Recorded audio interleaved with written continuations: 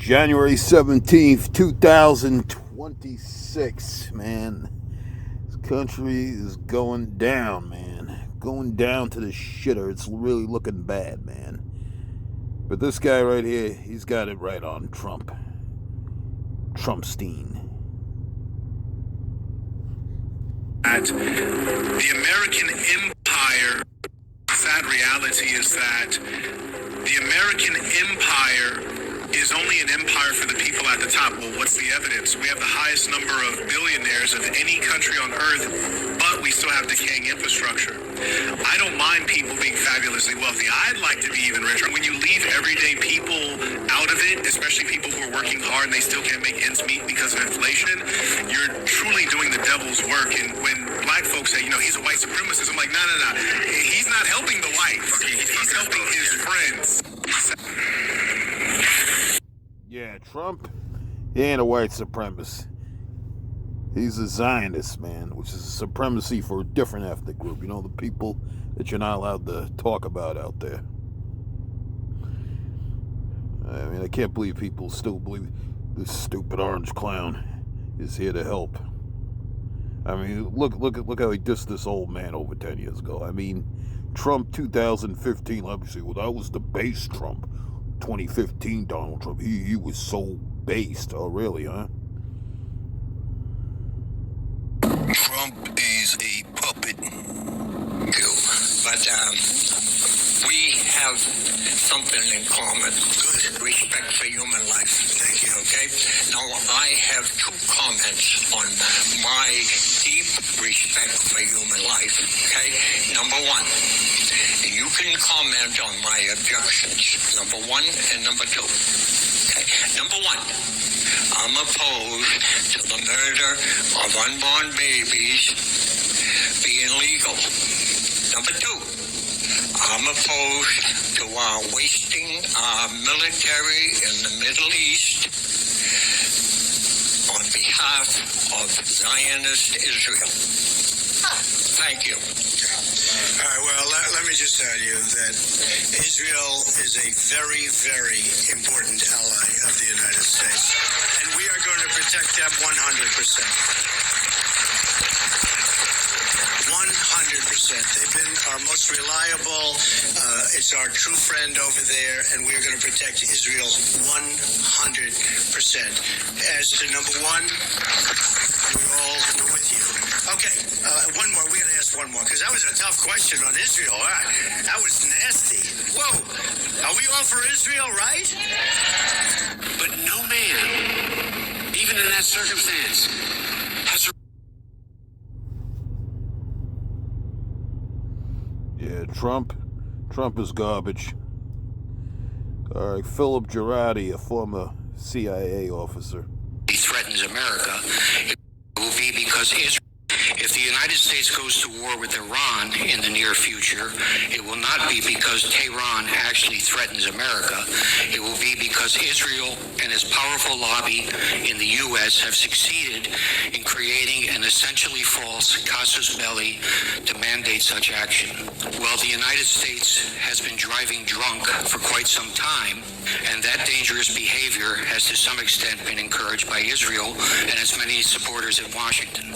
I also would not doubt that Israel, accustomed to behaving with impunity towards its alleged friend and patron in Washington, might manufacture a pretext to draw the U.S. into a new conflict. Israel, which relies on Washington for billions of dollars in aid and also for political cover in international fora like the UN, does not spy discreetly, largely because it knows that few in Washington will seek to hold it to account.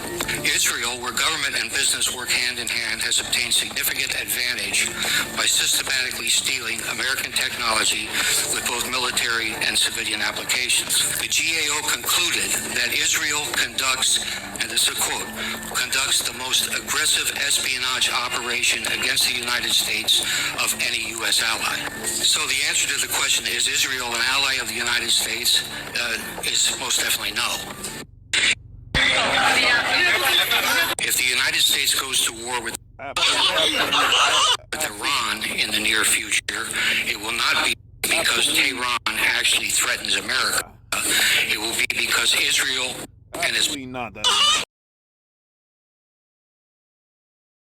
Well, this is shocking. At the Israeli American Council, billionaires were asked how they buy and influence American politics. They don't deny that this is exactly what they're doing. You have Haim Saban. He's an Israeli American billionaire media executive, extremely influential political donor, specifically to Democratic politics, whereas Miriam Adelson, there on the stage with him, donates to Republicans. So both sides there happily getting along, gleefully chatting about how they buy U.S. politicians. This is what Haim Saban had to say. We had many sessions here about how important it is to get involved, to build a relationship with politicians, and to have access. You both master that. So can you share with us? I want everyone to learn today. How do you build a relationship with the politician? You both mastered that, by the way, he says. You both mastered that, like the buying of American politicians. So how do you do it? I understand what you're asking.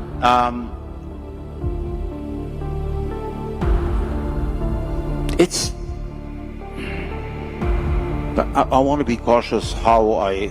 Well, you just get a guy named Epstein and you blackmail them. That's what you do. It's a system that we did not create. It's a system that's in place, and we just play within the system. The contribution and the financial support grants you the access. Oh my God! He admitted! He's not wrong. It's not really their fault that they're able to do what they do. It's our fault. It's our system. The system's in place and our politicians are up for sale. Now, Miriam Adelson was asked the same question. This is what she says. Miri, you and Sheldon created a lot of relationship over the years with politicians. I want you to share with everyone why is it so important and how do you do it? Again, writing checks is part of it, but there is more than writing just checks. So how do you do it? Can you allow me not to answer? You choose.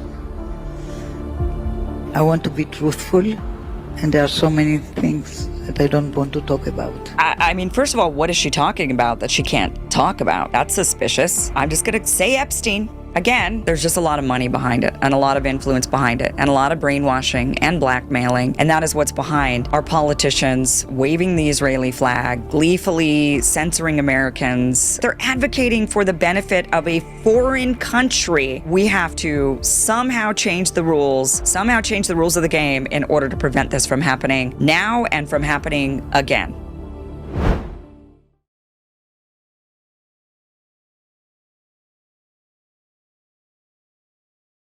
Well, we thought this only happened in the UK, but this woman, Raquel Pacheco, was visited by Miami Beach police over a social media post. Watch this. Is that your account?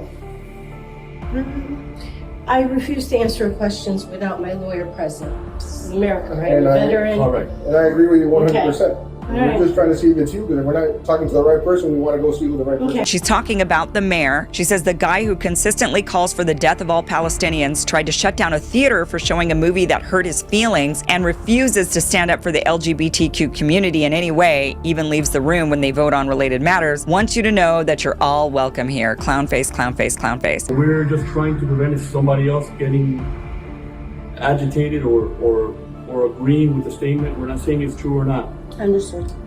That guy who consistently calls for the death of all Palestinians, that can probably incite somebody to do something radical. That's all we're here to talk about. And we wanted to get your side of it. I would think to refrain from posting things like that. Unbelievable. How is that provocative? Why is she not allowed to post this? Why are the police visiting her over this post? This is outrageous. This should outrage every American. We do not want this here. We do not want our social media posts and our First Amendment rights policed. Absolutely not. And their excuse, and it's always an excuse, well, safety. Safety's the reason. This could provoke somebody to do harm. Really? I mean, you literally have a mayor that, she's not wrong, is siding with the Israelis in a genocide, and you're worried about her Facebook post? Really?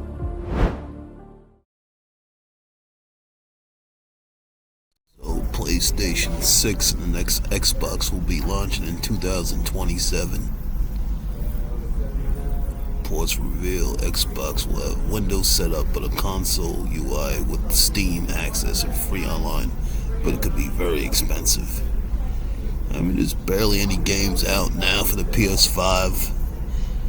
I mean, graphics haven't even improved much either. I mean, if you look at Metal Gear 4 on the PlayStation 3, I mean, it doesn't even need a remake or anything like that. the NHL games look, I mean, they looked exactly the same from the PS3 era. Nobody cares for a PS6 now. Sony should not even tease it for several years. I think PS5 can be until 2030 without issues. Yeah, at least 2030. PS6 is less than 2 years away, this guy says.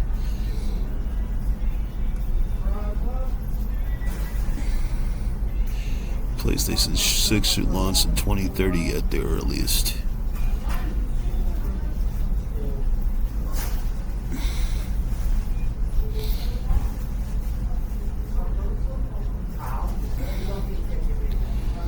I mean, that's a hobby that's been really ruined in recent years. What are we doing with Greenland? We got to do something with Greenland. Where's my advanced team? Go to Greenland. They must have some satellite needs or something that we could do there. But we're coloring the world blue. By the way, what are we doing with Greenland? We got to do something with Greenland.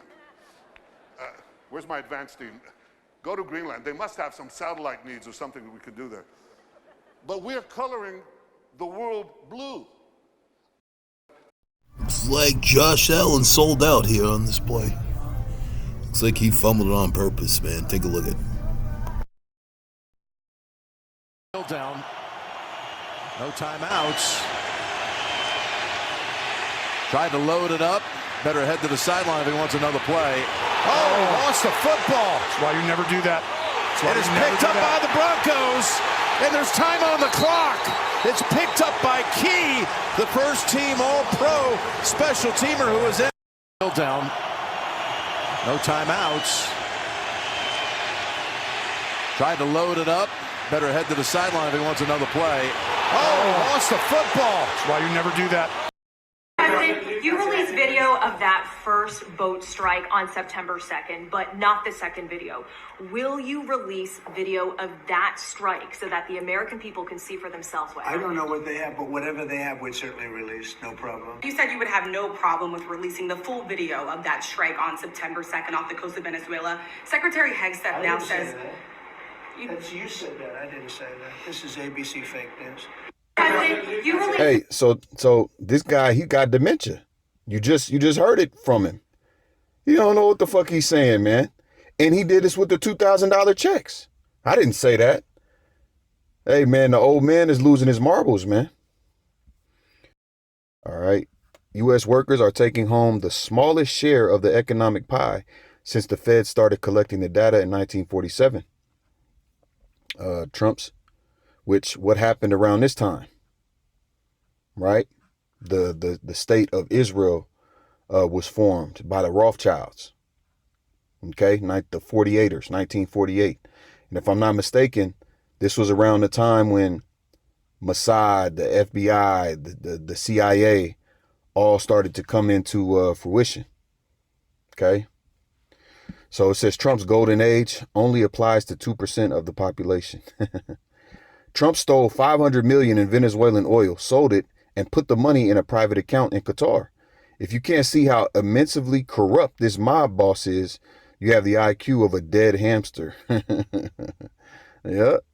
All right, here's another one on that. A sitting U.S. president stole $500 million in another country's oil money and transferred it into a personal account, and it's barely making headlines. It's crazy, man. It's absolute madness.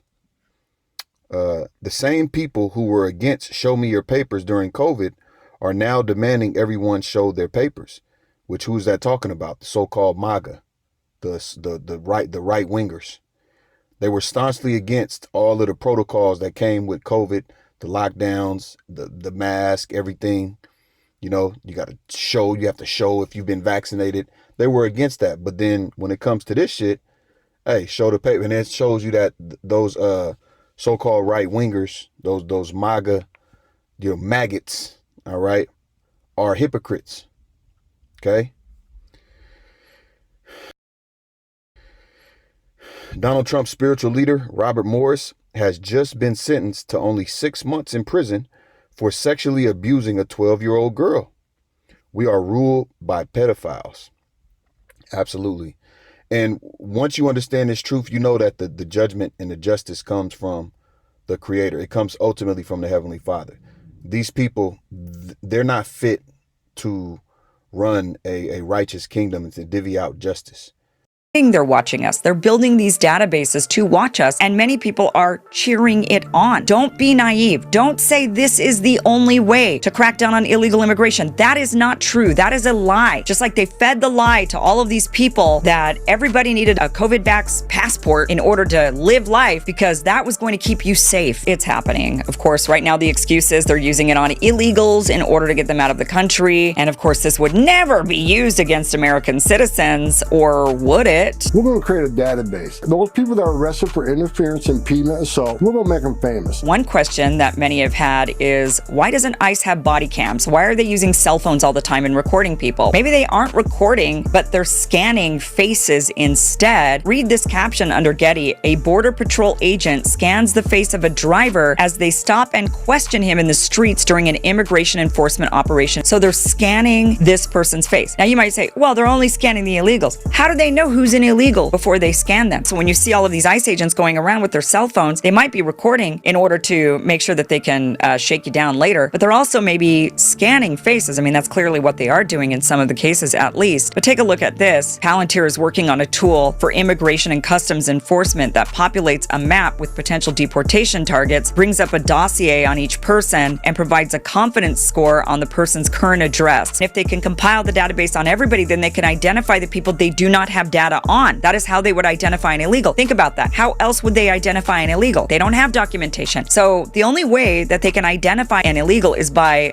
identifying the rest of us. And that's exactly what has gone on. Trump taps Palantir to compile data on Americans. The push has put a key Palantir product called Foundry into at least 4 federal agencies, including, the Department of Homeland Security. And wait a minute, what? Health and Human Services Department? Oh, you want to give us COVID vaccine passports and track us and make sure that we've taken the jab 4 times like we're supposed to. How did deportations happen prior to this? Because they did. So we don't need this. We can do things another way. We don't need to spy on every American. And worse off, develop the very databases that will be used against us by a different administration, because Trump will not be president forever. I mean, or maybe he will be.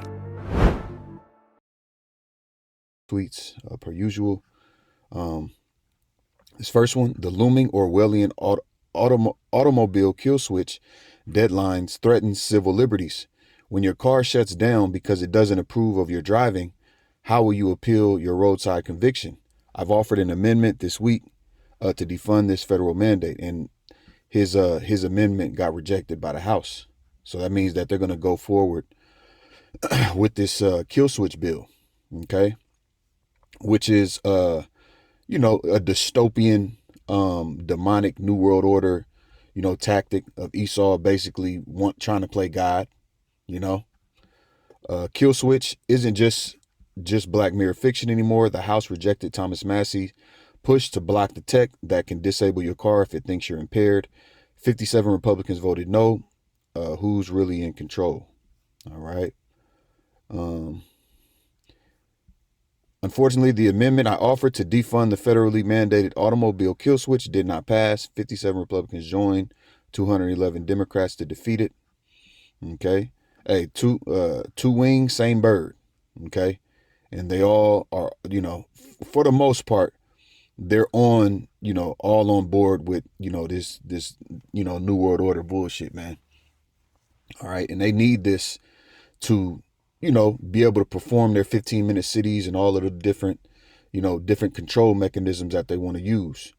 All right. People think that this AI and all this technology is for the convenience of the people and to make people's lives better. But actually, on the contrary, this technology is going to make people's lives worse.